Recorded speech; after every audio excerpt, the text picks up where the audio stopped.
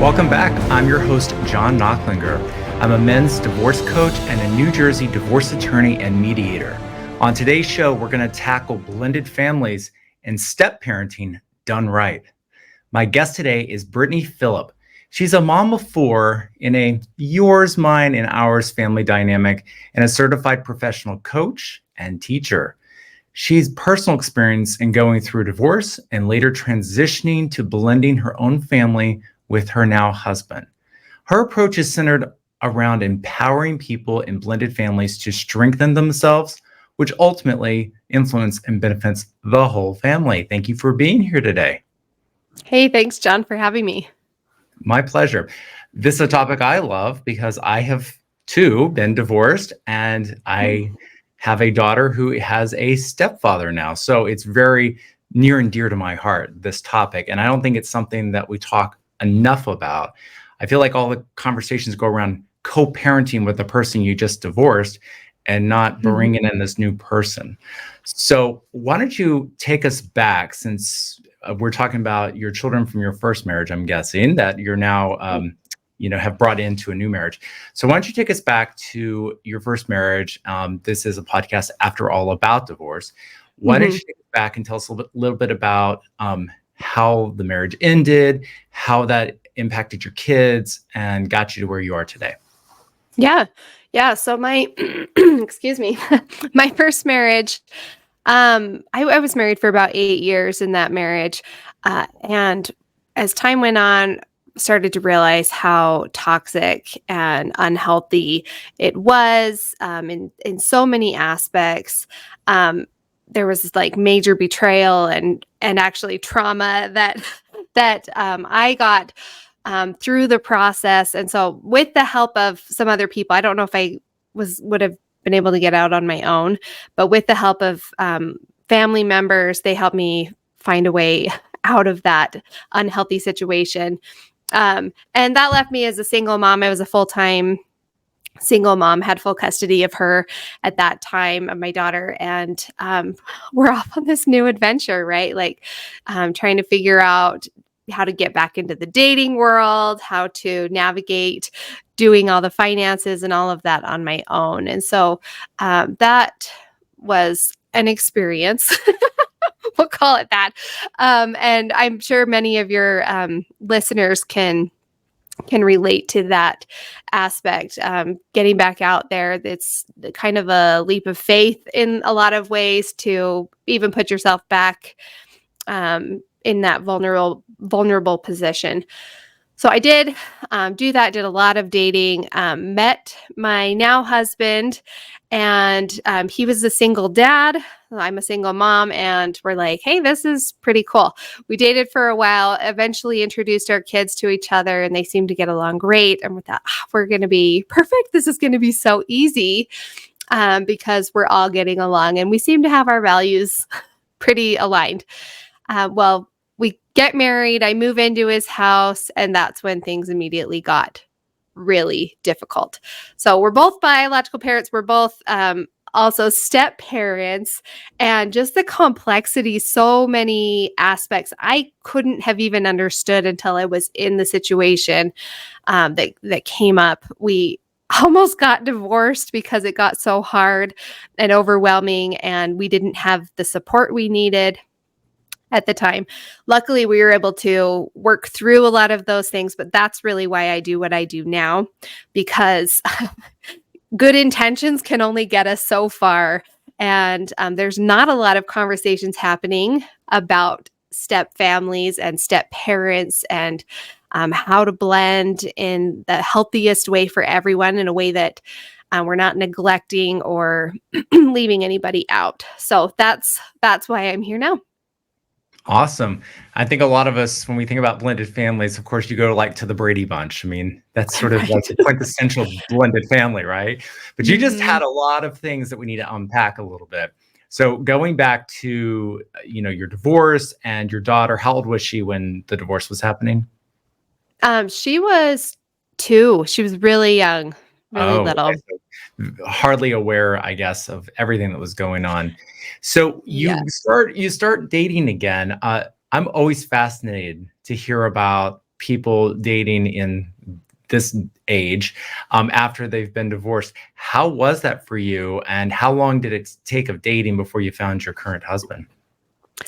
Um, I, I have to say one thing, that my daughter being as young as she was, you would think it wouldn't affect her as much, but she actually had a lot of trauma. So I think she understood more than I like to give credit for, which our kids are like little sponges. They're soaking everything up. So it was quite the transition, even for her, a lot of healing that she had to go through. But as far as dating goes, um, it was one of the scariest things I ever did is to just like put myself back out there. I felt like I was walking around with my heart in my hand and I was like waiting for somebody else to come and just smash it. And so vulnerable. But I knew that I wanted to be in another relationship. I didn't want to be single the rest of my life. I was still pretty young. I was still in my late 20s as I'm back in this.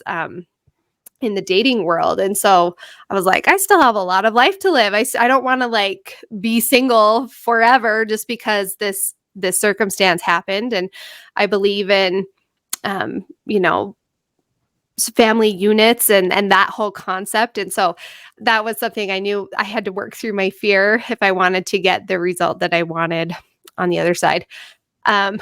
Dating was different. It was different. It changed a lot. All of a sudden, everybody's texting and the technology aspect. How I eventually ended up meeting my husband was on a dating app.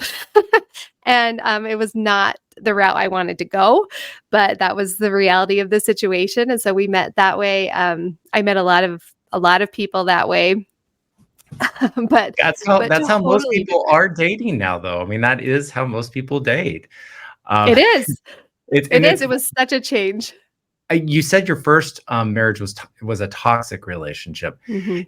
Did that kind of scare you, like dating online and not, basically people presenting the best version of themselves? Did that give Yes. you any pause as you went back out there? Oh, absolutely. That's part of why it was so scary, right? I'm like, I can't believe what anybody's saying.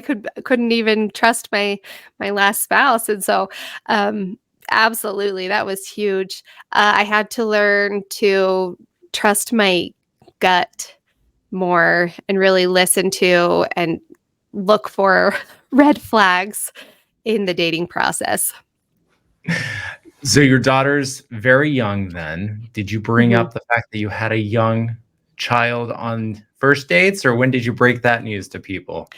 Yeah, I was actually I was like, I just if this is going to be an issue, I don't want it to be a thing. So I actually even like mentioned it in my profile on the dating app, like I am a mom and this is a huge part of me. If you're not into that, then this isn't going to be this isn't going to work because like I have her full time.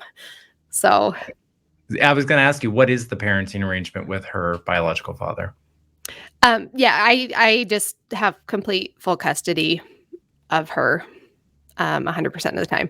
At that time, there was some visitation a couple times a year, but they were supervised visitation, and that is no longer part of the story. So, So your current husband, her stepfather, is her father at this point.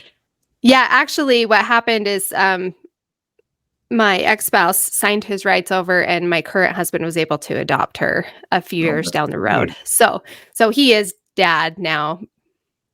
Good, good. Well, Yeah, I like that. I mean, at least your ex had the lucid moment at some point to recognize that your daughter should have an actual second parent that right. supports her and loves her and everything. So that's at least good because there's a lot Yes. of people out there who won't do that just because they've got too much pride or they want to keep controlling or whatever the case may be. But I love that. So Yeah. you meet your current husband on a dating app, and you find out he has some children too. How many did he have? He just had one as well. He had a son. And so his son actually is goes back and forth between his his biological parents, and so we have him half of the time now. And how long, I mean, did the kids get along right off the bat, or were there some challenges? Yeah, so they got along really well while we were dating. But once we got married, it was all of a sudden like, "Hey, you're in my space, like you're in my territory. What are you doing?" They're both only children, and so not used to having a sibling around, not used to sharing time with the parents, and so there was some clash for quite a while. I often wondered like if they would ever like each other. No, fast forward 10 years, we've been married 10 years now, and they are best friends. I literally can't even remember the last time they got in an argument. It's probably been years. But at the beginning, I was like, we are never going to make it. They just hate each other and they're never going to figure this out.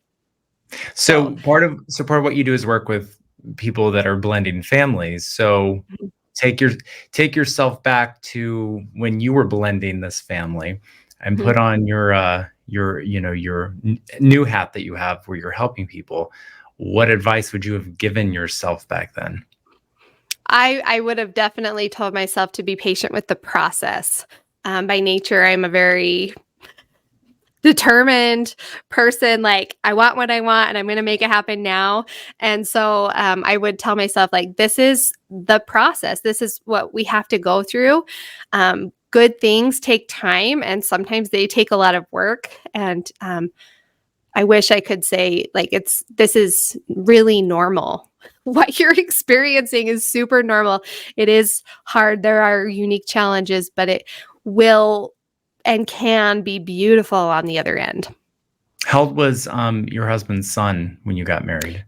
He was 6. So 6 and 3 when we got married.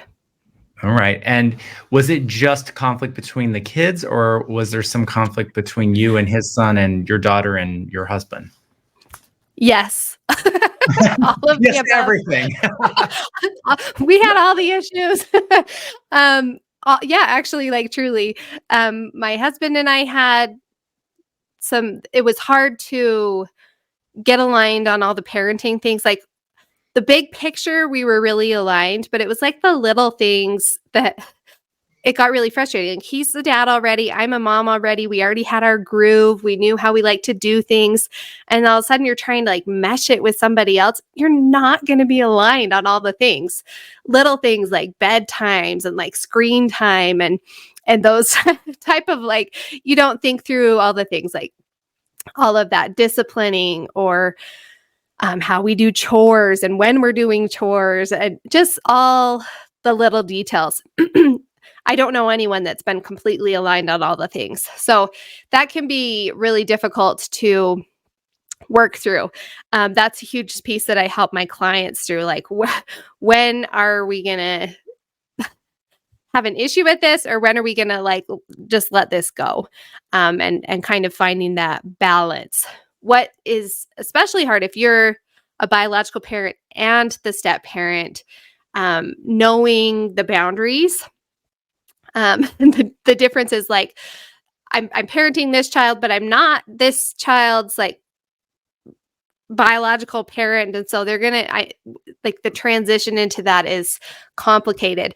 If you jump in too fast, like I did, I was like, hey, I'm like an extra bonus parent. This is great. Um, the child can get really hesitant about allowing you into their life that quickly. It's complicated. It's so can be so messy. There's so many aspects. If an ex-partner is hating the new parent coming in, the child can sense that. They can get caught up in something that's called a loyalty bind, where they don't want to accept the new step parent because they feel like they're being disloyal to their biological parent. And so that can complicate the process as well. Sure. I mean, we're going to talk a little bit about that because I really want to get into that a lot more. But in terms of what was going on with you and your husband blending the family, his son was only there half the time. So not only Mhm. did he have to blend with you, he had to make sure whatever he was doing in your house was not completely inconsistent with his other parents' house, because Mhm. then that's going to cause a lot of problems too. So how did you navigate that? That is it's, I don't know how we did it. We messed up a lot. We did a lot of trial and error, Well, parenting, screwed we all mess up.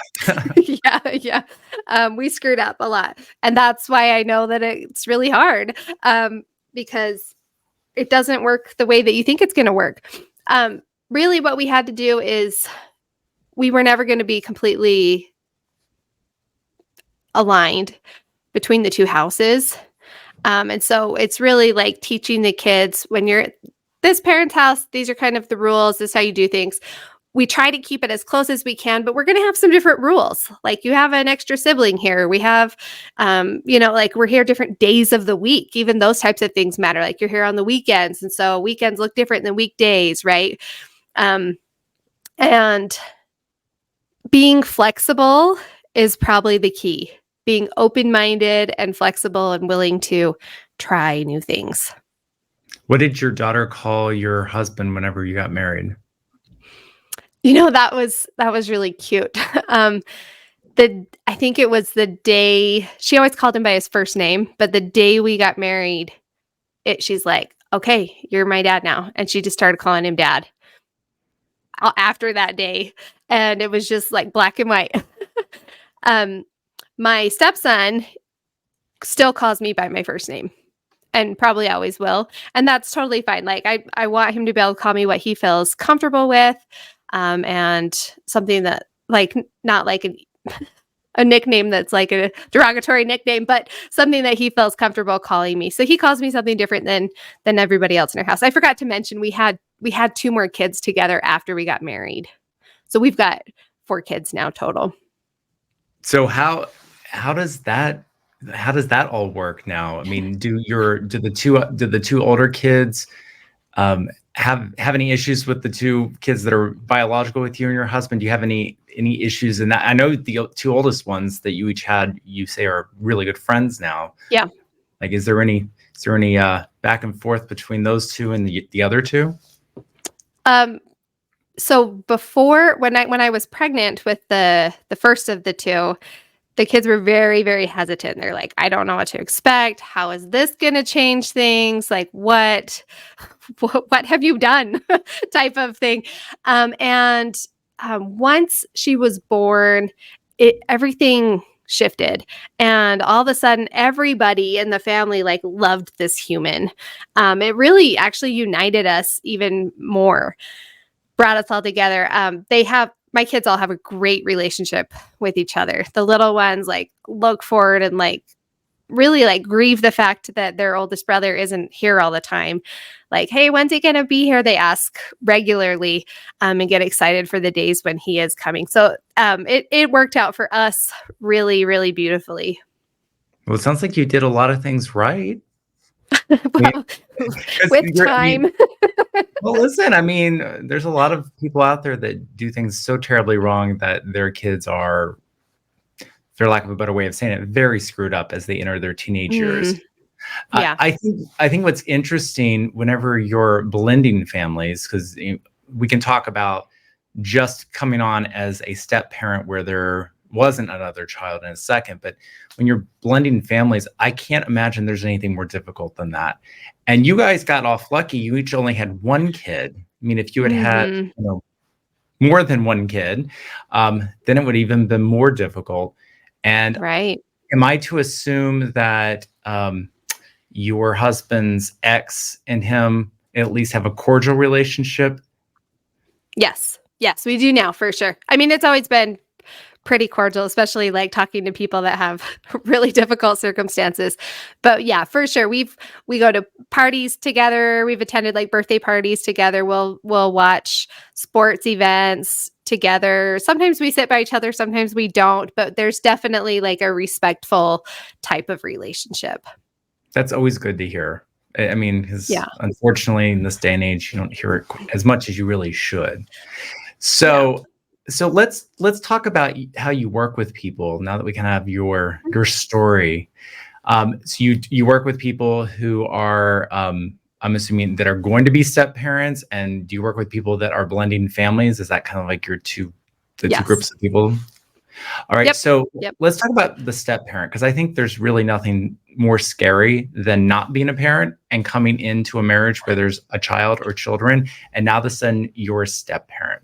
So why don't you take us through sort of a couple of things that you would suggest that person uh, do? And I know one is patience because that you've talked about it already. But what are some of the other things that you would have your clients kind of try to consider as they're stepping foot into that? It's a parenting relationship that you're about to have with a stepchild. Right. Right. I would say the biggest piece of advice I would give someone that's going to go into this new role as a step parent is to lower your expectations about what it's going to look like, but put your focus on building the relationship. Um, Focus less on I want to pass the disciplining and like really the parenting. Leave that to the parent for a while, like a long while if you need to, but until that relationship is strong, you want to have a really, really solid base.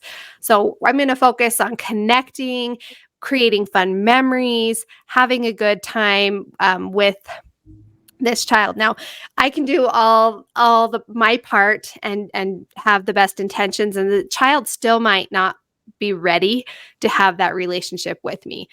And I need to be okay with that. I need to be able to accept that. I need to keep showing up, keep being consistent, and just try to be a loving, supportive role person in their life to, again, create that, show them that you're going to be there for them. You're a supportive person. So, again, less of the disciplining. That's kind of where we want to jump in, like, oh, I'm going to help them do all these things. We're going to do less of that, not disciplining at all, pass that off to the parent and just focus on the relationship. I would assume you'd also want to be very careful to make it clear that you're not there to replace their other parent. Because Yeah. unlike your daughter, most of the time the other parent is there, is Yes. around. And I think that that's probably one place where people, and I think that's what the disciplining, what you're talking about is, Yeah. don't go into the roles of hardcore parenting right off the bat, because Yeah. then you're more likely to not only make the child feel like you're trying to step on the toes of the other parent, but I would think you might just really piss off the other parent and then Yeah. create things that you didn't really want to create. Hmm. What about you? So you dated for a while and then you got remarried. I'm curious if you have any thoughts on when you have a child, how long you should wait after a marriage has ended before you introduce a new person into their lives, because this is something that gets argued about constantly, both Right. just in the world but also in the legal context. I mean, there's a lot of fighting about this. I'm just curious what your opinion is. You know, that's actually a question I've asked to a lot of people in my community, and really the answer I feel is there's not a solid answer. You've got to just go with where you're at, what's feeling right to you, but being very intentional and very conscious about the results. Like if you're dating someone pretty serious, then maybe that's time to introduce the kids. But if you're just kind of dating around for fun and you don't see any like long-term commitment there, I wouldn't be introducing my kids yet, until I felt like my husband and I were basically engaged when we when we introduced our kids. We knew we were going to be getting married. Um, and I just think you want to be very cautious about that because of how it affects the kids. The more people you're introducing, and the kids go through this grieving process. If you're introducing people and then they're out of their lives all of a sudden, and then bringing more people in, that is really hard for them. Yeah, and I hope people are listening to you say that, because I feel like too many people are so egocentric that they're just thinking about their own happiness and they don't even think about how kids can become attached to someone very quickly. Yes. It's Yes. but it's something that's know, in divorces, we see all the time people want to put in provisions that you won't introduce a child to someone unless you've been dating for at least 6 months or 12 months, or these arbitrary numbers that really don't mean anything. I think what you're Hmm. saying is absolutely right. It's really about once this person is going to be around your child long term. And we obviously, we've both been divorced. We know that when you get married, you never intend for it to end. Things happen, but at least your Right. intention is this is long term. What about moving in? There's a difference between obviously introducing your child than having your child and this new person living under the same roof. Do you have any thoughts or advice that you might give your clients on some kind of transition, or how do you bring these two parts of your life together under one roof? Yeah, that's a big decision for one. Like huge. Um, I would be very cautious of who you're moving in with. Like, make sure you know them very well. You hear too many stories of different types of abuse happening because they didn't know the person well enough. So I would really dive into like, um, how well do I really know this person? Let's have the hard conversations, me and this new partner, and let's talk about what discipline's going to look like, the expectations for our different roles. Let's talk about like the finances, really being transparent in all of that before we're just jumping in. But also prepping the kids. I think that's a big deal. Helping them be part of the conversation, say, this is what's going to be happening, what would help you feel supported in this, and then giving them the intentional time that they're going to need. Their kids will often feel like they're being neglected or like they're being forgotten as you bring someone new into your life. I have this new partner. Is mom going to forget about me now, or is dad going to forget about me now because they love this other person? So showing your kids that you're still making time for them, that maybe you have a weekly little date night or something like that that keeps them like, I'm still here for you, and I'm always going to be here for you, and also this person is important to me, and we're going to see how we can make this work best. I think that's really good advice. Whenever I brought my daughter, and she was what, I guess 8 when I got divorced. When I brought her around my current spouse, it was interesting. She was very excited about it because Mhm. she saw how I went from being very depressed and sad for years to being extremely happy. So she was automatically very happy, and Yeah. I think we all discount that, but kids really want to see their parents happy. They Yeah. do. Yeah. That's why divorce isn't a bad thing. If you've got two miserable people, their kids sense it. They see it. They're miserable too. So it's really happy. But what I think was interesting is my spouse took the approach of just becoming a friend to her, like just a Right. friend, no parenting, just a friend, to the point where now they go out and do things without me. Like, and Yeah. she Yeah. I love says, that. yeah, and I think that that's the kind of to me, it's a very healthy relationship because Hmm. she doesn't see him as a parent. She sees him as a friend Hmm. who happens to be married to her father. So it's a very Right. different dynamic.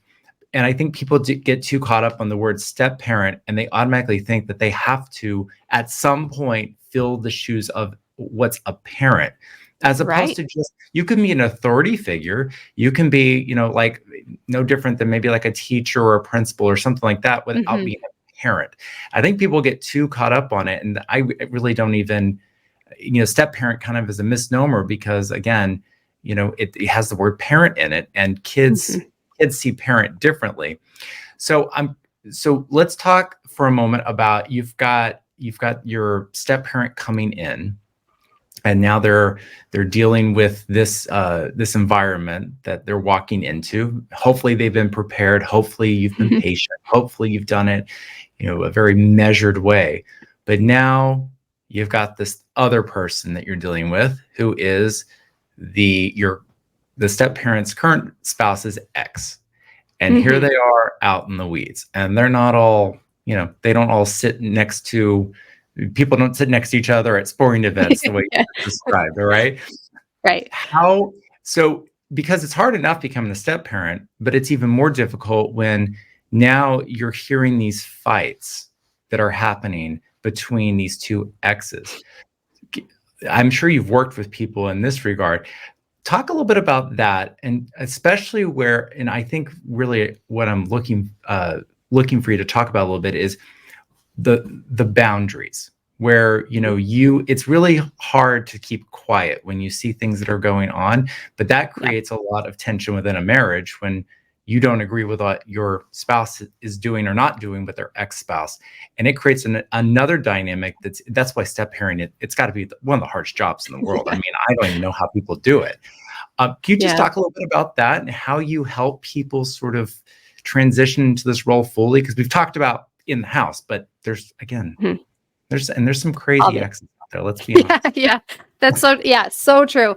Um, one of the best things to do is just learn what is yours to manage and what is not yours. So your biggest role as step parent is to be a support for your partner. And that doesn't mean I'm jumping in and taking on all the battles for them.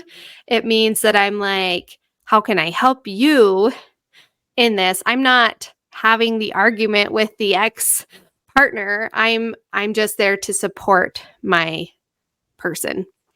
Um, so I think what happens is the boundaries get crossed because the step parent will want to jump in, they'll want to save, and that's not actually their place. Um, and it's complicated. It's like natural, like want to jump in and like help and save. But really it's support your partner. Um, like you're on the same team, right? So maybe I'm going to give an example.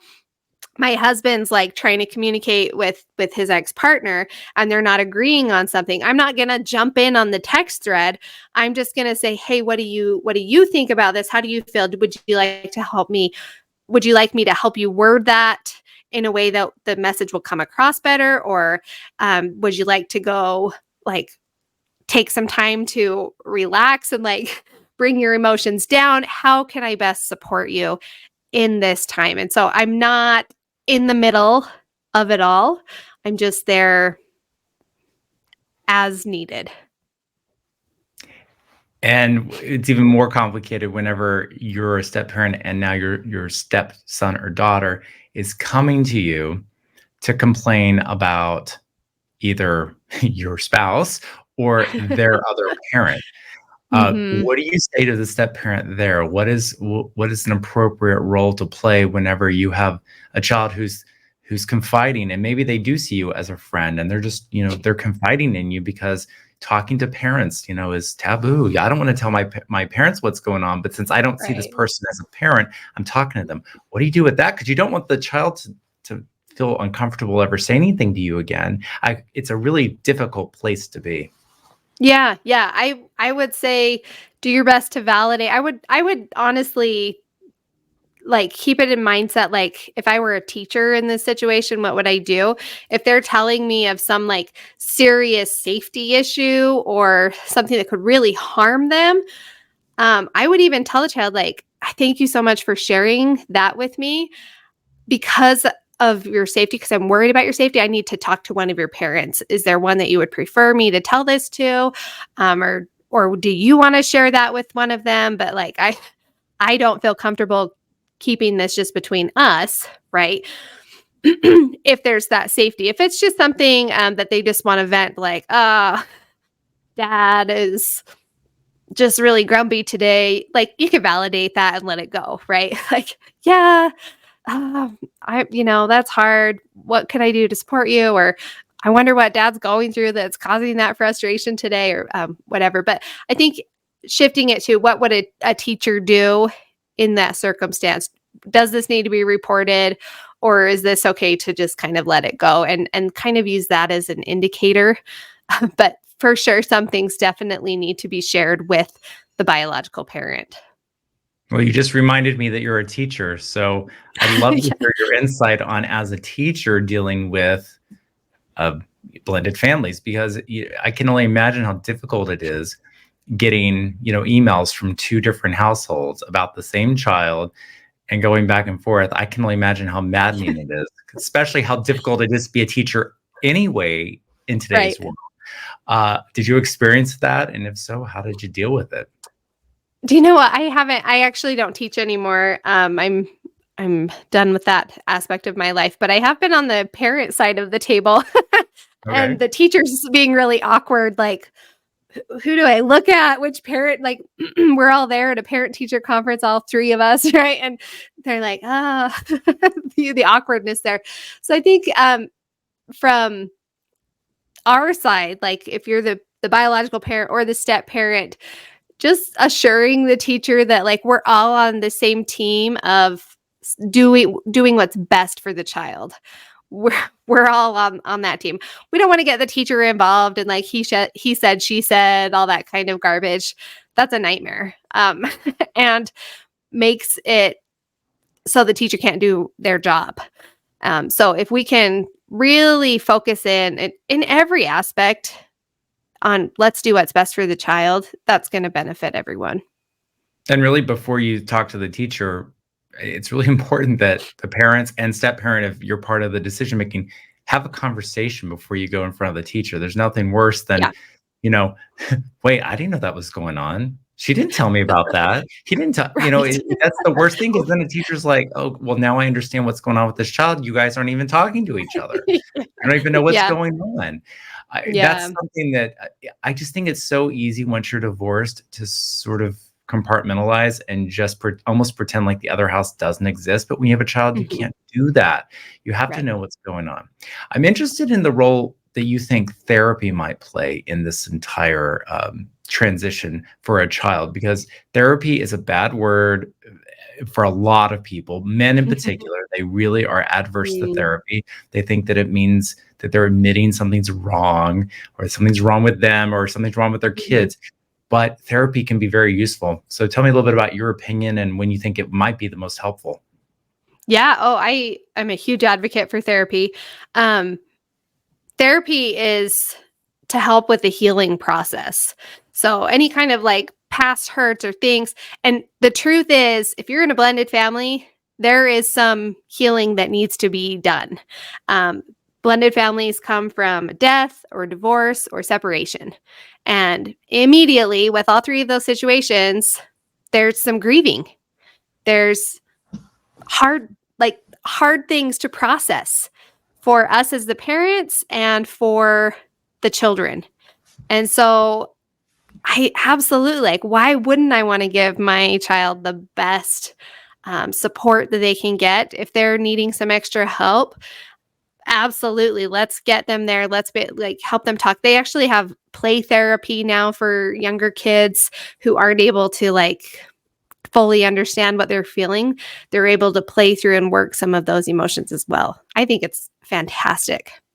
I could not agree more. And getting it, starting it earlier, as opposed to waiting Yes. until there's a serious issue, is really, really important. Um, Yeah. I've heard all kinds of stories of kids are starting to have anxiety that they start to manifest in very unhealthy ways. Mm. Picking at their skin, like really, hurting themselves. And it's only then that the parents realize that there was an issue that would have been helped by therapy, because Yeah. everyone's so concerned with themselves. The parents are Yeah. so concerned with themselves, they forget, this kid is having these problems. And I cannot agree with you more. Therapy is something, in my opinion, I think almost every child of divorce would benefit.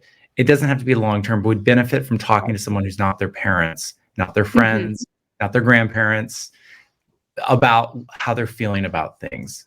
And I Yeah. don't know why more people don't do it. It really saddens me that, and I'm going to blame a lot of men for it, because a lot of men just don't want their kids to be in therapy. I've seen it forever. It's one of those things where when a child really needs to be in therapy, it's like you have to like just beg and beg, like, Yeah. please just let them go. And then the unfortunate thing is then the child really doesn't want to go because they know one of their parents doesn't want it. And now Yes. therapy's difficult. I mean, I don't know how you are. I don't like talking about myself either. I mean, especially to a stranger, it's Right. hard. It's really, I don't know. You've been through therapy, I'm assuming. I Yes. certainly, I went through therapy the first time when I was in law school, and I was really like struggling, over 20 years ago. I was really struggling. Is Mhm. this really what I want to do with my life? I remember those first couple times sitting on a couch talking to a stranger who's writing on a pad was amongst the most awkward things I've ever done in my life. And I was Mm, thinking about how a kid must feel. yeah. But people that everyone listening, your children, you can take them to people who specialize in providing therapy to children. So they know, like you were talking about play therapy, they know Mhm. that certain age groups respond better to various types of therapy. And it's not like what you think of. It's not like it's not Right. what we see on movies where you're laying on a couch and someone's like, behind you with the lights dimmed down and someone's got their little reading Mhm. glasses on, right? It's not like that for children, and I Yeah. think you got to really be considerate of what's going on with your kids. Um, when we go forward and we're all getting remarried and bringing these new parents into our kids' lives, you've already talked about a lot of your suggestions of things that people should look out for, but of course you actually help people do Mhm. this. So I'm curious, when do you think someone should reach out to someone like you who can coach them through this? Because I mean, some people are able to do it, but also, like I just said with therapy, most people don't reach out until there's a serious problem. So it's like Right. figuring out when you really need the help before it becomes an issue is that sweet spot. So tell me a little bit about who the best candidate is to work with someone like you. Yeah. I think you're absolutely right. Most people wait too long. And, at least for me, like, when we were in the middle of it, I was like, "We don't need help. We know how to have kids. We know how to have a family." Like, it was a pride thing, and so if we can let go of that, like, we're gonna be so much better off. Don't be like me. Uh, but the people that do best when they come to me they're at a place of frustration. They're like, "I don't know what else to do. This isn't working well for me or for the kids," or, like, it's just there's a lot of tension. We don't know what else to try. This coaching is perfect for that. What I help you with is like where you're at today and where you want to be. We're going to come up with a path to get you there. I give you resources, tools. Like because I'm a teacher, I like to create all the worksheets and all the things, and so give you like assignments. Like, hey, here's what you're going to work on for the next 2 weeks, and then we'll come back and we'll talk about how it went. Adjust if we need to, right? But we're going to get you closer to where you want to be. The other aspect is that we're working on our mindset, shifting how we're even processing the situation, which is game changer, like huge, huge game changer. Instead of thinking like everything is awful and nothing is ever working, we're able to make the shifts where we can actually see little rays of sunshine every once in a while, like, and feel some hope in our situation that things are going to work out. A lot of people think that coaches are like a therapist, and it's actually quite different. Therapy is more like let's heal this past trauma, let's heal this past hurt. Coaching is, at least for what I'm doing, is taking where we're at and moving to where we want to be. So, a little different approach, and I think both are very, very beneficial. My clients typically see really fast results. We're talking about how to set boundaries. We're learning about how to communicate in a healthy way, like because often we get stuck in cycles of unhealthy communication patterns. So we're addressing those things. We're coming up with like scripts. How can we talk to our stepchild about this thing and say it in a way that's going to come across in the way we would like it to, instead of um, getting defensive or saying something we don't mean. So that's a huge piece of what I do. It's all customized and personalized for my client situations. So, like, oh, this problem came up this week. Let's talk about that. Let's come up with a plan. Sure, and wouldn't that be better talking to someone like you instead of, just, staring at the wall and just getting, your blood boiling and steam coming out your ears because you're just so frustrated and you don't know what to Right. do. Right, I and I love used to try to vent to my neighbors. I'd be like, "Ah, this is what happening." And they had no idea what I was talking about, right? They'd never been through it. And, I would get, like, that glossy look, like, "Why are like, you I shouldn't have come complaining?" out of the house. Yeah, yeah. I didn't mean to say hi. I didn't know this was the conversation I was gonna have. I Yeah. I loved your explanation of the difference between therapy and coaching because that's something that is misunderstood. I think what's Mhm, really unfortunate about the word coach is that everyone uses it differently. I use it very similar to the way you use it, so mhm. I appreciate that because people don't understand the difference between therapy and coaching. And one of the last things I ask everyone that comes on this program that's a coach is I want to know, what does being a coach mean to you? And you've already answered the Oh, question. Be- perfect. because people don't really understand it. We hear the Mhm. word coach. I think everyone uses the word coach, and maybe we should come up with a couple different words to sort of Yeah. more describe what people do. Well, you just talked about the ways you help people. So, can you tell our listeners, if they're interested in working with you, how they would contact you? Sure. Um, I've got a website. It's blendingbravely.com. You can also find me on Instagram or TikTok. My handle is It's Me, Brittney P. And Brittney is spelled Brittney. I love to make connections with people. Like, this is my passion. This is my jam. I love to help feed people hope and know that there is a rainbow on the other side of this difficulty that you're in right now. And so please reach out and connect if you're feeling frustrated. Well, you are certainly a very positive person, which a lot of people need when they're going through these rough parts of their life. So that's great. Thank you so much for being here. I know I learned a lot today, and I think all of our listeners did too. Thanks, John.